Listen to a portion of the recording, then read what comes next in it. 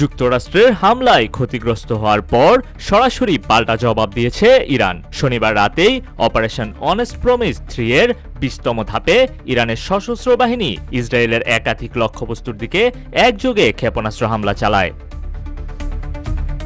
ইরানি রাষ্ট্রীয় গণমাধ্যম farce news জানায়, হামলায় ব্যবহৃত হয়েছে দূরপাল্লার শক্তিশালী ক্ষেপণাস্ত্র, যেগুলো তরল ও কঠিন জ্বালানির সমন্বয়ে তৈরি এবং এগুলো ব্যাপক ধ্বংস ক্ষমতা বহন করে। হামলার অন্যতম লক্ষ্য ছিল তেল আবিব, হাইফা ও নেসিয়ানার বিভিন্ন স্থাপনা। সবচেয়ে আলোচিত লক্ষ্য ছিল নেসিয়ানার জীবাণু গবেষণা কেন্দ্র। বহুদিন ধরেই প্রতিষ্ঠানটি বিতর্কে। ইরান সহ আন্তর্জাতিক বিভিন্ন মহল মনে করে এখানে সামরিক উদ্দেশ্যে রাসায়নিক ও জীবাণু অস্ত্র তৈরি করা হয়। এবার সেই কেন্দ্রই গুঁড়িয়ে দিল ইরানি ক্ষেপণাস্ত্র।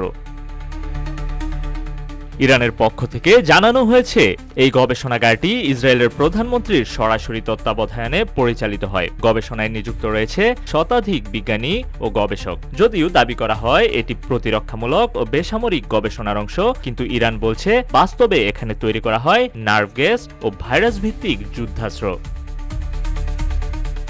একজন ডাচ অনুসন্ধানী সাংবাদিক বলেন, নেসিয়ানায় এমন সব অস্ত্রের গবেষণা করা হয় যেগুলো একটি শহর ধ্বংস করতে সক্ষম, অথচ সবই হয় গোপনে। ইরানের দৃষ্টিতে এমন স্থাপনায় হামলা ছিল অত্যাচারী শক্তির বিরুদ্ধে নিপীড়িতদের ন্যায়সঙ্গত জবাব।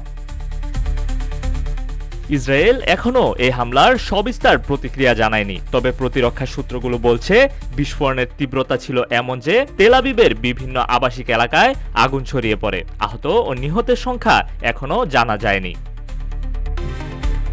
মধ্যপ্রাচ্য জুড়ে বাড়তে থাকা উত্তেজনার প্রেক্ষাপটে ইরানের এই কৌশলগত হামলা নতুন মাত্রা যোগ করল এই যুদ্ধে। প্রশ্ন এখন, ইসরায়েল কি এবার গোপন যুদ্ধের পর্দা তুলে দেবে, নাকি এই আঘাতেই শুরু হলো এক সম্পূর্ণ নতুন যুদ্ধের অধ্যায়? তৌহিদুর রহমান, রূপালী বাংলাদেশ।